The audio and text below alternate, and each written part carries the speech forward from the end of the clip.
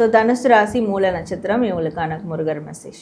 முருகர் இவங்களுக்கு தரக்கூடிய மெசேஜ் என்ன அப்படின்னா, ஸோ இந்த ஆகஸ்ட் மாதம் இவங்களுக்கு முருகர் தரக்கூடிய மெசேஜ் என்னன்னு பார்க்கும்போது, இவங்க மனசில் விருப்பு வெறுப்பு எல்லாம் இருக்கும். ஸோ அந்த விருப்பு வெறுப்பதுனால சில பேருக்கு விருப்பங்கள் இருக்குது, அது நிறைவேறலைன்ற ஒரு நிம்மதி இல்லாமல் இருப்பாங்க. வெறுப்பு இருக்குது, நம்ம பழி வாங்க முடியலன்னு ஒரு நிம்மதி இல்லாமல் இருப்பாங்க. பட் இந்த ரெண்டுமே இருக்கக்கூடாத ஒன்று. அது எக்ஸ்ட்ரீமாக போயிட்டு அது நிம்மதி இல்லாமல் போகும்போது அது எக்ஸ்ட்ரீம். ஸோ அது இருக்கக்கூடாத ஒன்று. அப்படி இது ரெண்டுமே ரிமூவ் ஆகிட்டு அவங்க வாழ்க்கையில் நிம்மதி கிடைக்கணும். அது மட்டும் இல்லாமல் இதனால் உடல் ரீதியாக பாதிக்கப்பட்டிருக்காங்க. ஸோ அப்போ அவங்களோட ஹெல்த்தும் மேம்படணும். தேகத்துலேயும் ஒரு யானை பலம் கிடைக்கணும், தெம்பாகணும், அவங்க அடுத்த கட்ட நகர்வை நோக்கி போகணும். அப்படின்னா திருத்தணி முருகரை இந்த மாதம் ஃபுல்லாக அவங்க தரிசனமோ வழிபாடோ செஞ்சு ஃபாலோ பண்ணுறது, இது எல்லாமே அவங்களுக்கு கிளியர் ஆகும். அண்ட் அவங்களோட ஹெல்த்தும் மேம்படும், சிறப்பாக இருக்கும் அப்படின்றது முருகர் அவங்களுக்கு தரக்கூடிய ஒரு மெசேஜாக இருக்குது. ஸோ தனுசு ராசி பூராட நட்சத்திரம் இவங்களுக்கான முருகர் மெசேஜ்.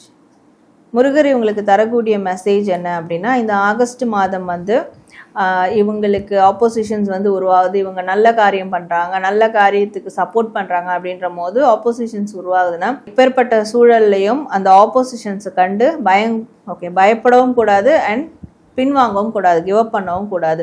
துணிந்து போராடணும். தனியாக போராடுறது இல்லாமல் முருகர் துணை இருக்கும், ஆனால் ஃபிசிக்கலாக தனியாக போராடாமல் இவங்களோட இருக்கிற நல்லவங்களோட கைகோர்த்து அந்த ஆப்போசிட் அந்த நெகட்டிவை எதிர்த்து அவங்க போராடணும்.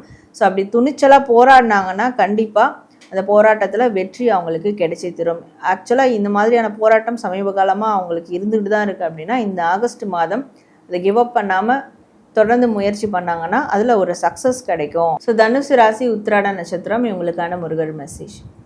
முருகர் இவங்களுக்கு தரக்கூடிய மெசேஜ் என்ன அப்படின்னா, இவங்களுக்கு எண்ணம் ரொம்ப உயர்வாக இருக்கும், உயர்ந்த லட்சியம் இருக்கும். ஆனால் அதை எப்படி பர்சீவ் பண்ணுறது, எப்படி சக்ஸஸ் பண்ணுறது, எப்படி அதை செயல்படுத்துறதுன்னு கூட தெரியாமல் இருக்கும்.